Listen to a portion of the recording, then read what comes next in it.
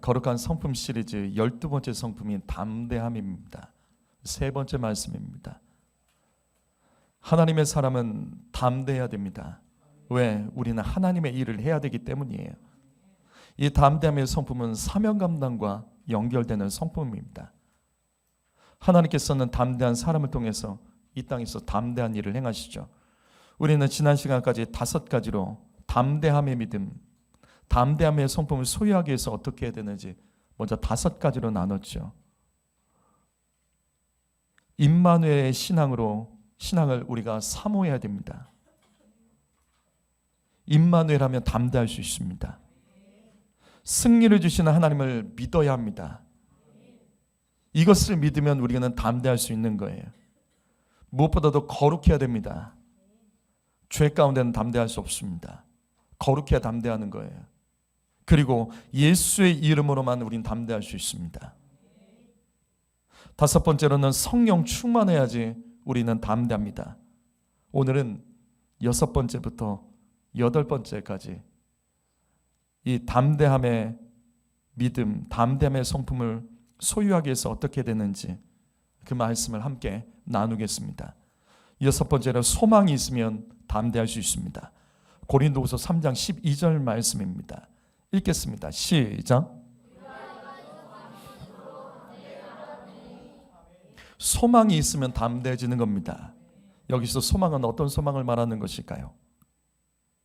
여기서 소망은 어떤 소망이죠? 여기서 소망은 어떤 소망을 말하는 거죠? 이건 천국의 소망, 하늘의 소망입니다. 성도 여러분, 하늘의 소망을 품는 사람은 이 땅 것에 담대해집니다. 하늘의 소망이 있는데 어떻게 이 땅 것에 우울해지겠냐고요. 하늘의 소망이 있기 때문에 이 땅에 소망이 보이지 않아도, 이 땅에 소망이 사라져도 그는 이 땅에서 담대할 수 있는 겁니다. 다니엘서 3장 17절과 18절 말씀 보면 우리가 잘 아는 내용이 나오죠. 다니엘의 세 친구 사드락과 메삭과 아벳느고의 이야기입니다. 느부갓네살 왕이 교만해졌습니다. 그래서 금신상을 만들고 절하지 않으면 풀무불, 즉 쇠를 녹이는 용광로에 던져서 죽이겠다는 법을 만들었습니다. 그러나 이 말씀 보십시오. 여기 다니엘의 세 친구들은 하늘의 소망이 있었습니다. 그래서 하나님께서 용광로에 우리가 던져져도 건져주실 것을 믿었습니다. 그런데 여기 말씀 보시면 그리 아니하실지라도, 그렇게 하지 아니하실지라도 라는 구절이 나옵니다. 바로 이겁니다. 이 땅에서 주님이 그리 아니하실지라도, 용광로에 들어가게 된다 할지라도 금신상에 절하지 않겠다는 겁니다. 왜? 하늘에 소망이 있는 사람은 이 땅에서 소망이 보이지 않아도 그것 때문에 포기하지 않습니다. 이 땅에 소망이 보이지 않아도 그는 담대히 하나님의 일을 행하며 하나님 말씀대로 살아가는 겁니다. 성도 여러분, 우리가 염려하고 두려워하는 일들은 결국 우리가 하늘의 소망이 없기 때문이에요. 이 땅에 소망을 두고 살아가기 때문에, 이 땅에 되어진 일 때문에 우리는 우울하고 염려하고 두려워하는 겁니다. 하늘의 소망을 두는 사람들은 이 땅의 소망이 사라져도 이 땅에 있는 소망들은 영원하지 않은 것을 알기 때문에, 그래서 이 땅에 소망이 없어도 담대하게 살아갈 수 있는 겁니다. 절대 믿음이 흔들리지 않습니다.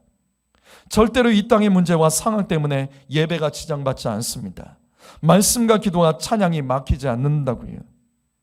오늘 월상 예배 말씀도 기억하십시오. 로마서 8장 18절 말씀, 생각건대 현재 고난은 장차 우리에게 나타날 영광과 비교할 수 없도다. 현재 고난은 이 땅의 고난입니다. 이 땅에 고난이 있어도 장차 우리에게 나타날 영광, 즉 하늘의 영광을 생각하면 그 믿음은 흔들리지 않는다는 거예요. 믿음이 흔들리는 것은 현재의 고난에 사로잡혀 있기 때문입니다. 우리의 믿음이 흔들리는 것은 하늘의 소망이 없기 때문에 그런 겁니다. 장차 나타날 영광을 바라보지 못하고 현재 문제만 붙들려 있기 때문입니다. 하늘의 소망을 품고 살아가는 사람이 이 땅에서 그 무엇도 어떤 일이 있어도 우리는 이기는 삶을 살아갈 수 있는 줄 믿습니다. 디모데전서 4장 10절 말씀 읽어보시죠. 있습니다. 시작.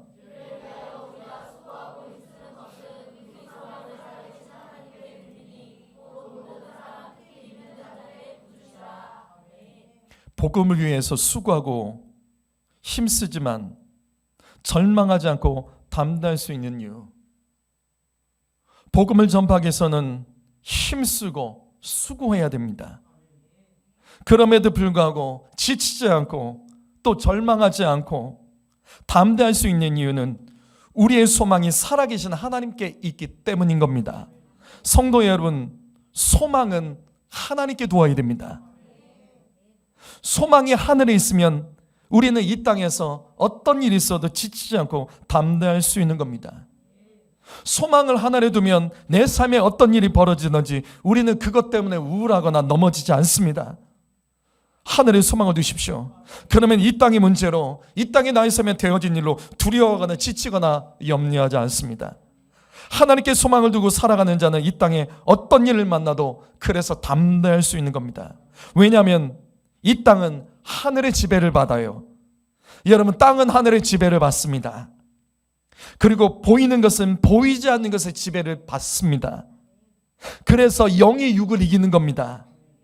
하늘이 땅을 이기는 겁니다. 하늘에 속한 자, 영으로 살아간 자가 승리하게 되는 줄 믿습니다. 빌립보서 1장 20절 말씀도 읽어봅니다. 있습니다. 시작.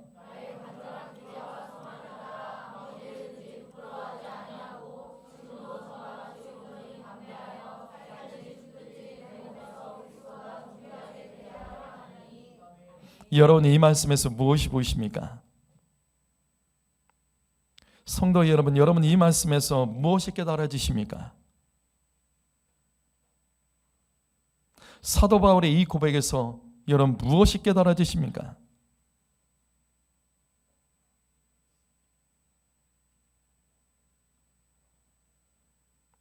바울이 말하죠. 전과 같이, 내가 전과 같이 온전히 담대하여. 무슨 뜻이죠?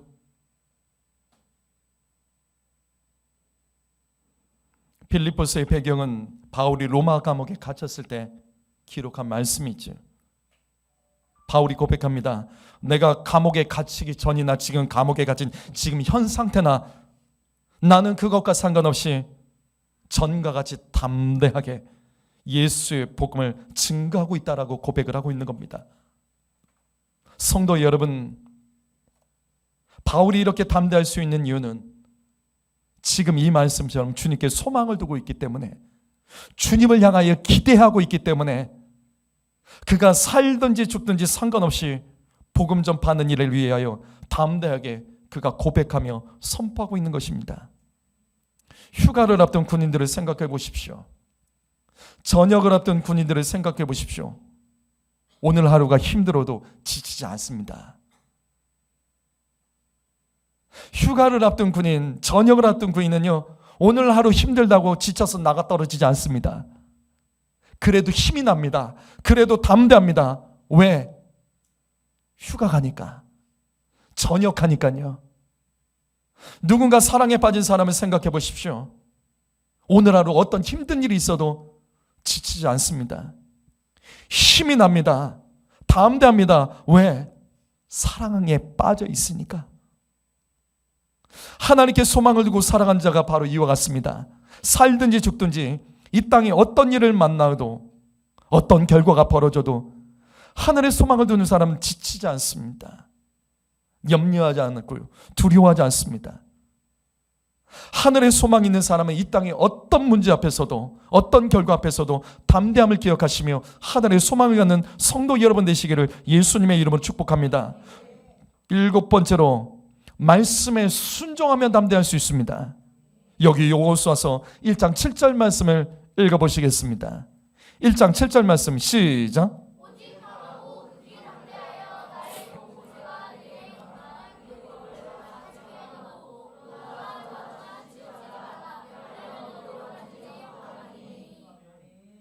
매우 단순한 영적 진리죠. 순종하면 담대해집니다. 왜냐하면 순종이 형통이라는 것을 알기 때문이죠. 말씀에 순종한 사람은 당장 어떤 손해가 있어도 담대하게 말씀에 순종합니다. 왜? 순종의 결과는 형통입니다.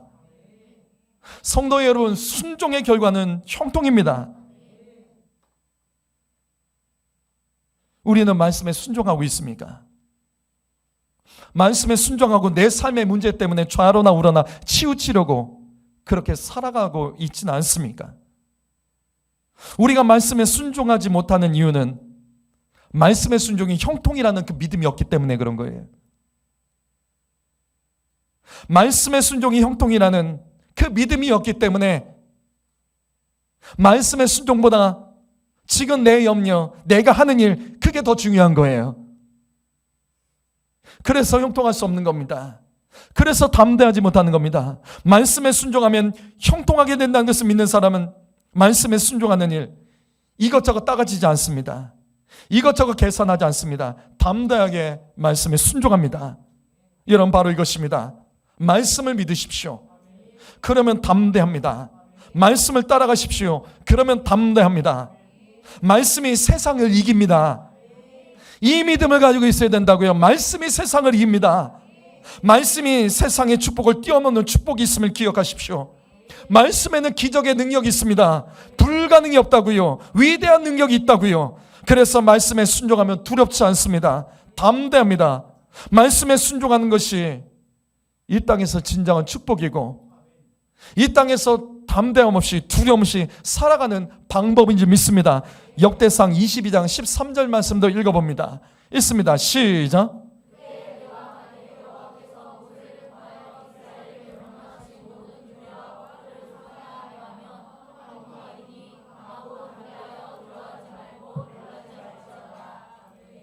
저는 초등학교 때 공부를 못했습니다.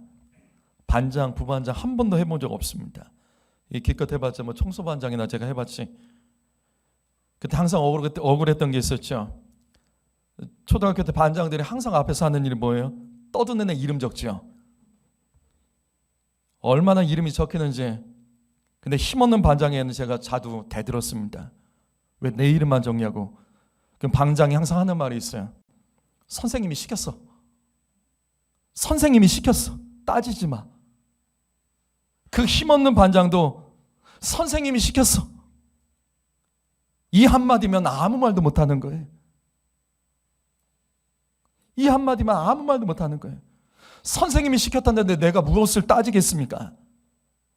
성도 여러분, 선생님이 시키는 일, 이 하나 때문에 담대해지는 아이들이 있다고요. 무슨 일이 일어나도 선생님께서 책임져 주겠다는 그 믿음이 있기 때문이죠. 똑같은 겁니다. 여러분, 우리가 말씀에 순종하면 담대할 수 있습니다. 왜? 순종하면 하나님이 책임져 주십니다. 순종하면 하나님은 반드시 책임져 주십니다. 말씀에 순종하는 사람은 그 결과가 무엇이든지 두렵거나 염려하지 마십시오. 하나님이 명령하셨기 때문에 결국은 하나님께서 책임져 주십니다. 모세가 그렇게 했다고요. 그래서 하나님께서는 이스라엘 백성들이 이 출애굽 과정에서 수없이 먹을 것 때문에 또 자기들의 마음이 들지 않는 일만 생기면 모세를 원망하고 돌로 치러 갈 때 모세가 두려워했던 적이 한 번도 없었어요. 왜냐하면 언제나 그는 강하고 담대할 수 있었던 이유는 그는 하나님 말씀대로 그가 말씀을 전하였고 하나님 말씀대로 행하였기 때문에 사람들이 돌을 들든지 욕을 하든지 두려워할 필요가 없었죠. 말씀대로 살아가면 하나님이 책임져 주시는 겁니다. 성도 여러분, 죄 짓고 뻔뻔하면 안 됩니다. 말씀에 순종하며 담대해야 됩니다. 말씀에 순종하면 일어나는 일들에 대해서 어떤 일도 두려워하지 마십시오. 하나님이 책임져 주십니다. 포기하지 마십시오. 말씀대로 살아가면 하나님이 책임져 주신 줄 믿습니다. 마지막 8번째로 우리가 이 땅에서 담대하려면, 담대함의 성품을 만들려면 사랑하면 담대할 수 있습니다. 오늘 본문 말씀이죠. 읽어봅니다. 다시 한번 읽어봅니다. 시작.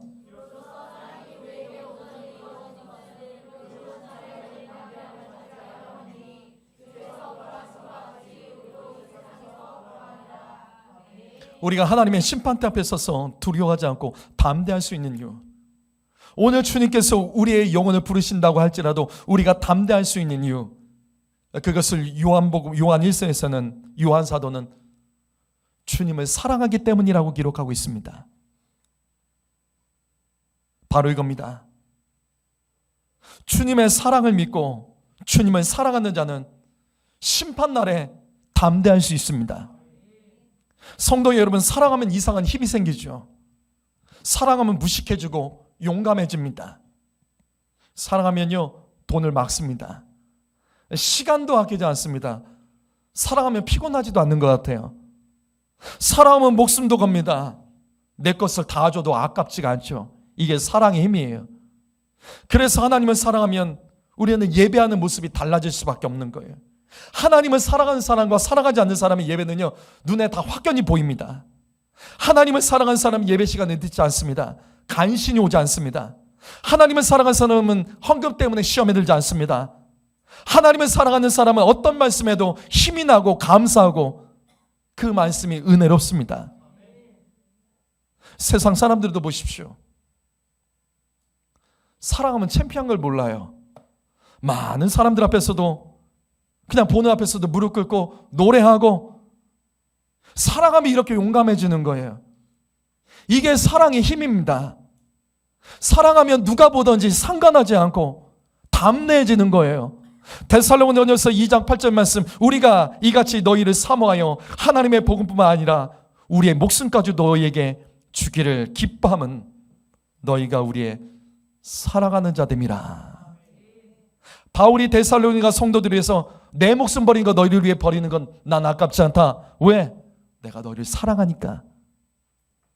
이것은 성경만에 있는 이야기가 아니죠. 초기 우리나라 외국인 선교사들이 우리나라에 들어와서 목숨을 버리면서 복음을 전파했습니다. 여기 이분들 뿐이겠습니까? 수많은 선교사님들이. 신기하죠. 죽었는데 자신들을 이 조선에 묻어달라는 겁니다. 고향에 돌아가고 싶다가 아니라 이 조선에 묻어달라는 겁니다.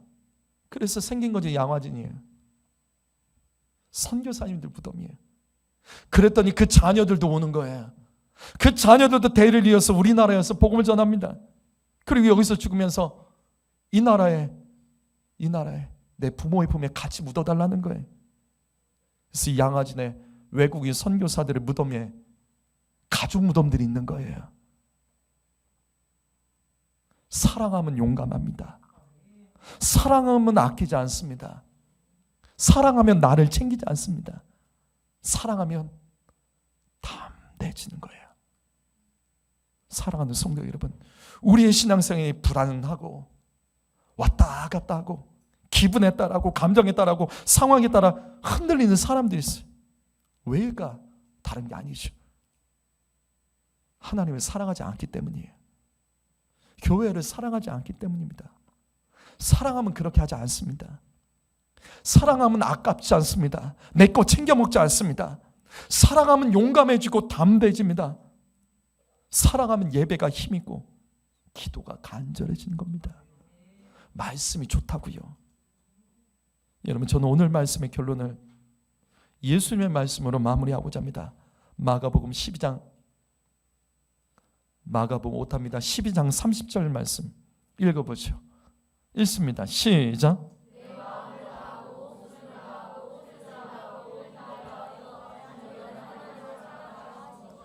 우리는 이 말씀을 다 알아요. 예수님께서 우리에게 가르쳐주신 가장 첫 번째 계명, 한 율법사 가서 이 두꺼운 성경책 안에 기록된 말씀 중에 어떤 말씀이 제일 중요합니까? 어떤 말씀이 제일 중요합니까?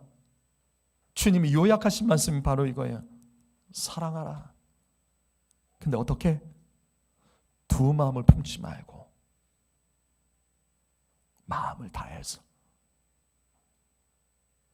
혹시 두 마음이 있으십니까? 하나님도 사랑하지만 다른 것도 사랑하는 사람들. 하나님 사랑하는 것 아니에요. 또한 목숨을 다하여